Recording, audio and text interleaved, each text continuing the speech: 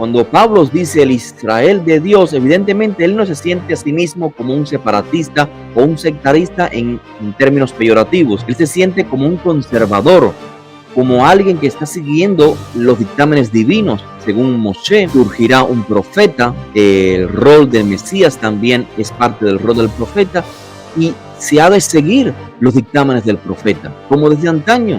Así que el hecho de que hay un grupo de judíos, los nazarenos, que siguen a un rabino en particular, lo llaman Mesías, y ellos se identifican como los que perpetúan la fe de Israel, o se identifican a ellos mismos como el remanente. Desde el punto de vista exterior, el resto de los judíos pueden estar viéndolos a ellos como sectaristas. Claro, desde el punto de vista de Pablo, de Josué, ellos no son sectaristas. Ellos son simplemente promotores de la fe de Israel. Son conservadores de la fe de Israel. Así que tengamos esto en perspectiva, los dos puntos de vista.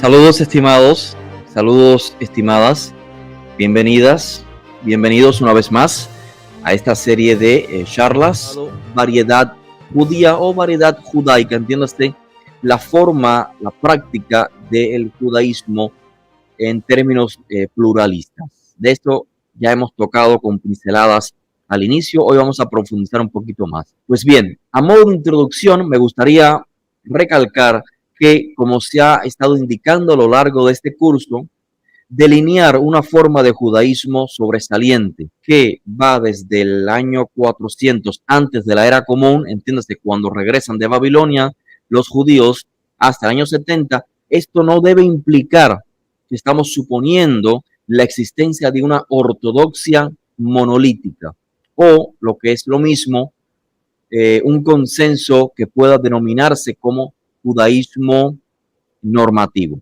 Y aquí tienen una imagen que trata de transmitirles más o menos esa idea.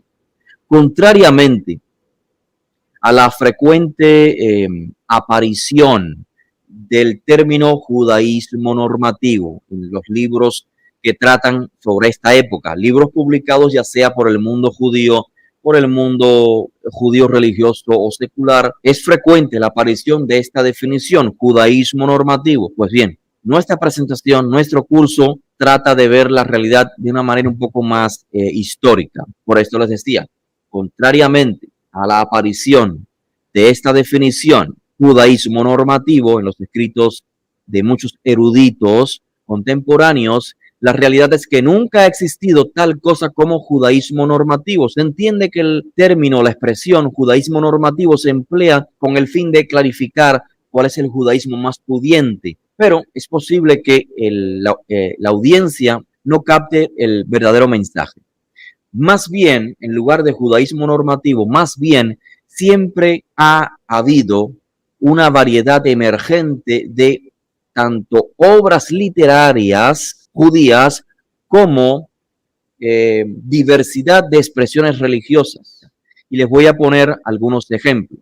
Miren, por favor, una lectura cuidadosa de la historia del judaísmo arroja a la luz al menos tres posiciones razonables. La primera, que es muy raro que se diera el fenómeno del desarrollo o de la separación de una rama del judaísmo para convertirse en una religión completamente nueva. Eso era muy raro que pudiese existir. En segundo lugar, la diversificación halágica, el pluralismo halágico. Recuerden, la manera de poner en práctica los mandamientos, la manera de interpretarlos y de ponerlos en práctica, su diversificación, lo que podía era producir una nueva denominación, pero dentro de la creencia halágica, dentro de la normativa ya establecida. Era muy difícil, de hecho, yo creo que imposible, como les decía, que la diversificación halágica creara una nueva religión. En tercer lugar, es evidente que se tolera o se toleraba la variedad teológica, porque en nuestros días ya la realidad ha cambiado un poco, pero se toleraba, esto lo deducimos por los escritos, por la variedad teológica en los escritos ya mencionados previamente. Pero la realidad llegó inclusive hasta posterior del primer siglo, o sea, posterior al año 70. Repito, se toleraba la variedad teológica junto con variedad en lo que es la práctica, incluso variedad de ideas, ritos, que quizás por algunos pudieran ser considerados como herejías, aún así eran tolerados. Así que el estado, fíjense, el estado actual de nuestro conocimiento acerca de cómo era la creencia judía en la antigüedad, realmente es un tanto escasa o escaso el conocimiento. Por esto se hace imposible determinar con precisión cuántas escuelas de pensamiento o denominaciones diferenciadas existieron dentro del judaísmo durante el periodo en cuestión. Ni siquiera se puede limitar, fíjense, ni siquiera se puede limitar el judaísmo contemporáneo a estas siguientes denominaciones que ven en pantalla. Quizás muchos de ustedes ya las conozcan. Se habla del judaísmo hasídico, de la ultraortodoxia no hasídica, del judaísmo conservador o el reformista o el reconstruccionista. Así que, repito, ni siquiera se puede limitar el judaísmo contemporáneo a estas denominaciones que ven en pantalla. Si uno fuera, estimados, estimadas, si uno actuase como Josefo, aquellos que quizás no conozcan, Josefo es un historiador, Flavio Josefo, sería su nombre en latín, o en hebreo, Yosef ben Matityahu, escritor, historiador judío del primer siglo. Si uno fuera a tomar el rol de Josefo como historiador, pero ya digamos en términos modernos, digamos que escribiéramos de forma concreta, reducida, acerca de los movimientos judíos para que el mundo no judío comprenda, pues fácilmente podríamos distorsionar la imagen del judaísmo pluralista, como en efecto hizo Josefo al describir solamente tres grupos básicos en el siglo I. Como ven en pantalla, los fariseos, en hebreo perushim, los saduceos, en hebreo sadukim, los esenios, su nombre no se conoce en hebreo, por esto les comparto en letras en negritas, Osei, que es una abreviación de los que practican la Torah. Osei significa los practicantes de la Torah, porque es un término que figura en los rollos del Mar Muerto que se le atribuyen a los esenios, lo cual no se puede afirmar 100% si los esenios mencionados por Josefo son los mismos autores de los rollos del Qumran. Por esto lo pongo como una posibilidad. Y lo que hace Josefo es añadir lo que él llama una cuarta filosofía, que es los celotes, en hebreo llamaríamos los kenaim. La realidad, estimados, es que reducir, como les decía, el judaísmo de la antigüedad a estas tres escuelas con una añadida derivada de las anteriores no sería lo más justo en términos históricos. O sea, hacer una crítica realmente que yo le podría hacer a Josefo como historiador. Según algunos expertos, los esenios, fíjense, basado en lo que escribe Josefo y lo que escribe también Filón de Alejandría, otro judío que vivió unos años anteriores a Josefo, y también en términos, digamos, históricos, entre comillas, habla acerca de las costumbres judías de la antigüedad. Pues bien, según los expertos, tras el análisis de estos escritos de Josefo y Filón, los esenios constituían una rama del movimiento fariseo más amplio. Estos expertos los identifico como algunos porque es la minoría. La mayoría de los expertos en el tema, de los académicos, presentan a los esenios como un grupo totalmente diferente, pero hay algunos, como les estoy diciendo, que perciben a los esenios como derivados del movimiento fariseo. Es importante tenerlo claro. ¿Por qué? Porque justificaría la razón del por qué los esenios por nombre no son mencionados en el llamado Nuevo Testamento, literatura que antecede en cuestión del tiempo a otros libros que serían como la Mishnah, el Talmud, en los cuales tampoco se menciona directamente a los esenios, a menos que realmente en la literatura rabínica se mencionan diferentes movimientos, pero no existe un nombre que pueda asociarse con los esenios.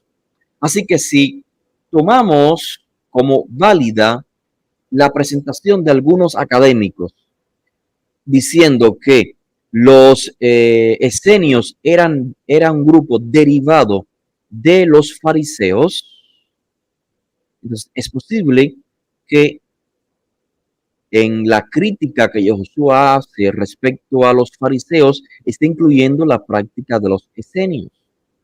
Claro, esto es un poco difícil de digerir debido a lo que decía en la charla anterior. Estamos acostumbrados a percibir la historia del antiguo Israel, sobre todo en el primer siglo, en lo que Josefo ha simplificado.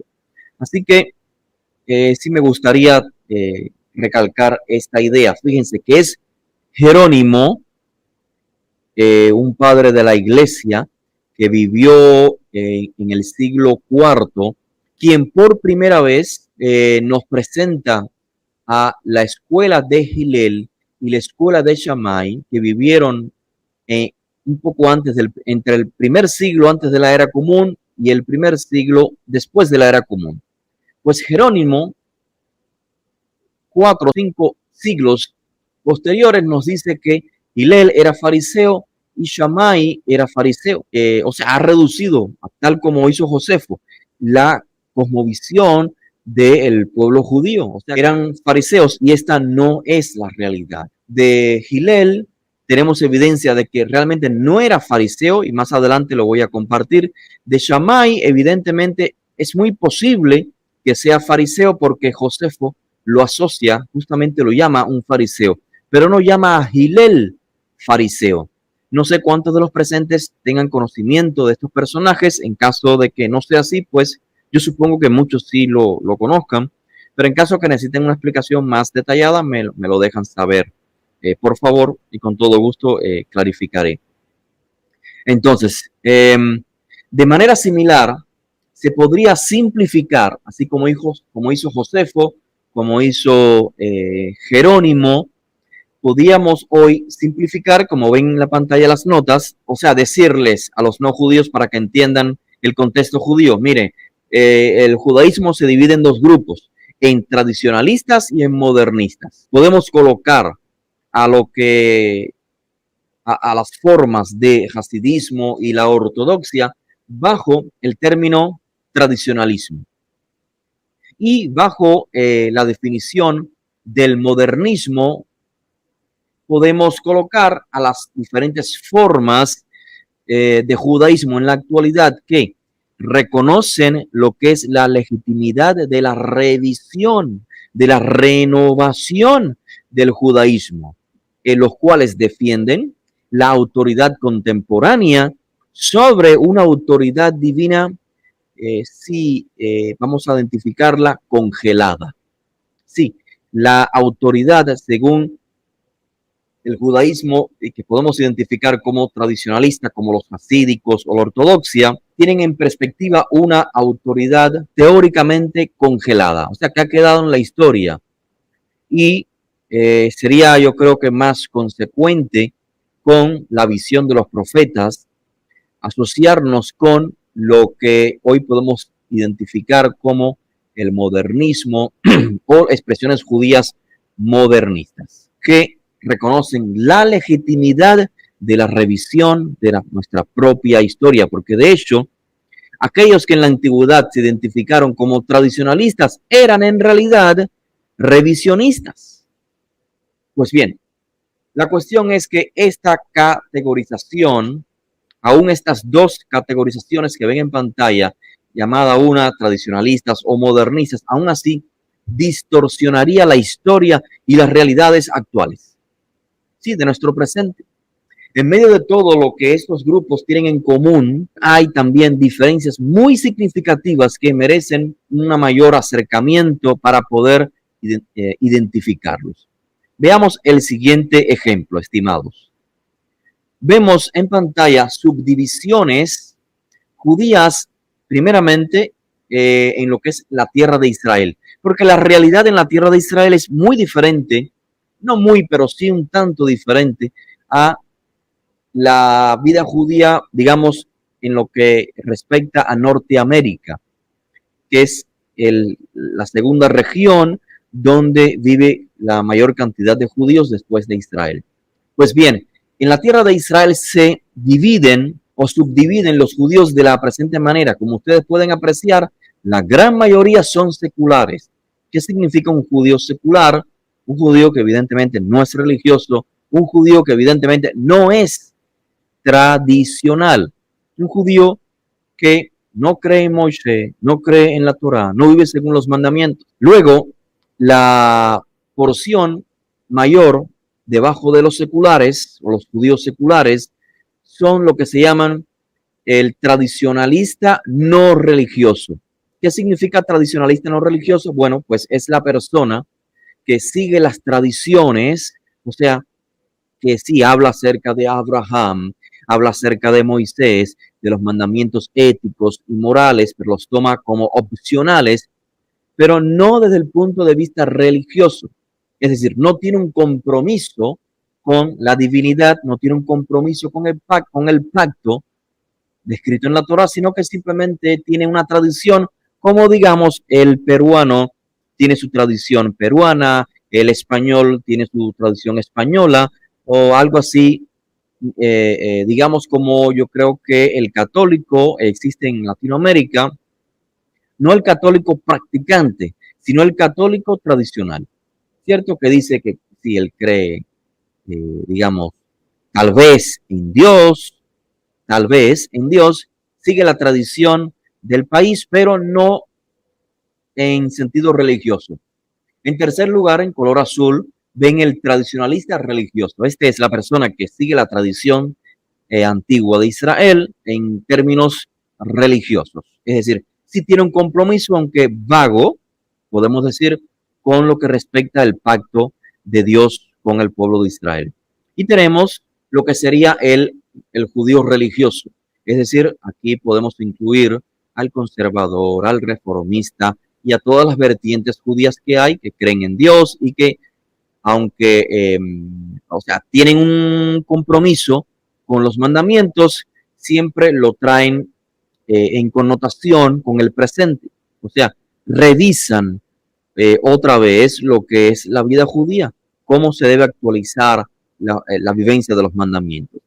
Y en último lugar, ven el menor por ciento, 8% de la comunidad israelita o judía en Israel son los llamados Haredim, que serían los ultra ortodoxos o los ortodoxos también. Como pueden apreciar, es la gran minoría. Por eso les decía en la clase anterior que así como Esdra, que podemos identificarlo como la persona tradicionalista, religiosa, ortodoxa o jaredí, si queremos, tuvo que, para desarrollar su misión conservadora o restauradora del pueblo de Israel, tuvo que esperar por las determinaciones de Nehemías o Nehemías, porque este era el que había sido autorizado, o sea, Nehemías era el gobernante autorizado por el rey persa. De igual manera sucede en nuestros días. Los religiosos y los Haredim son permitidas o permitidos su judaísmo solamente gracias a el acuñamiento de el poder gubernamental en la tierra de Israel, que curiosamente el gobierno de Israel o Medinat Israel, el país de Israel es secular, está dirigido por seculares, pero que autorizan el poder a la autoridad religiosa judía, como los identificados religiosos en el texto o los Haredim, para que establezcan la identidad judía, para que gobiernen sobre, por ejemplo, la determinación que es kasher, que es apto para ingerir por el judío, y también que tengan control sobre los casamientos y los divorcios. Pues esa realidad del pueblo de Israel es diferente, como pueden ver en pantalla a su derecha, a lo que sucede en los Estados Unidos. La mayor identidad judía dentro de los Estados Unidos son los llamados reformistas. Es decir, reforman lo que es el judaísmo. De hecho, todos los judaísmos en el presente son reformas. Solamente que estos se identifican como reformistas porque lo han reformado, desde mi punto de vista, de manera extrema. Luego tenemos a los conservadores. Conservadores, algunos también los interpretan como tradicionalistas religiosos. Estos surgen como una respuesta a el reformismo. O sea, el judaísmo se reformó tan drásticamente, o sea, tan drásticamente se alejó de sus raíces judías y se asimiló a las costumbres alemanas y luego norteamericanas, que surgió dentro del reformismo judío una protesta que llevó por nombre el judaísmo conservador. Luego le siguen un 18% que se identifican como otro, o sea, cualquier otra forma de judaísmo, y el 12%, que es el mínimo, se identifican como ortodoxos. Así que ven claramente que la realidad es drásticamente diferente, e imagino que también en los diferentes países que representan cada uno de los que están presentes, la realidad puede ser un tanto diferente. De manera similar, para el periodo que ahora estamos discutiendo, a menudo los historiadores que no están adecuadamente sintonizados con los matices teológicos, o sea, que no toman en cuenta la profundidad realmente de este laberinto, si se quiere, del judaísmo, pues consideran estos historiadores que la masa de judíos se suscribe más o menos a un judaísmo que ellos llaman normativo, o un judaísmo común normativo, y que consideran entonces que el resto de los judíos que son practicantes pertenecen a cualquier grupo de secta. Así que esa es la idea básica del presente, idea totalmente errada. Así que saquemos esa idea de nuestra mente para apreciar realmente el judaísmo en su contexto. Una comprensión más precisa del judaísmo produciría otros resultados. Por ejemplo, a pesar de las diferencias que estos grupos tenían, tanto de creencias como de prácticas, la diversidad o las diferencias internas eran lo suficientemente significativas como para que dieran lugar a denominaciones separadas. En algunos casos, estas denominaciones, aunque evidentemente todas eran judaicas, practicaban lo que era la exclusión, o sea, la exclusión de su propio hermano, digamos, en términos nacionales. Es decir, algunos grupos judíos decían ser el verdadero Israel frente a otros, o digamos el remanente. Y indicio de esto lo encontramos en alguna sección de las palabras de Shaul, en sus correspondencias, donde habla acerca del Israel de Dios. ¿Recuerdan? El Israel que vive según los dictámenes divinos. Cuando Pablo dice el Israel de Dios, evidentemente él no se siente a sí mismo como un separatista o un sectarista en términos peyorativos.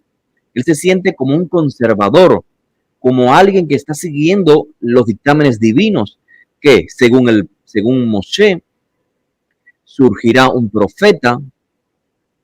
El rol del Mesías también es parte del rol del profeta, y se ha de seguir los dictámenes del profeta, como desde antaño.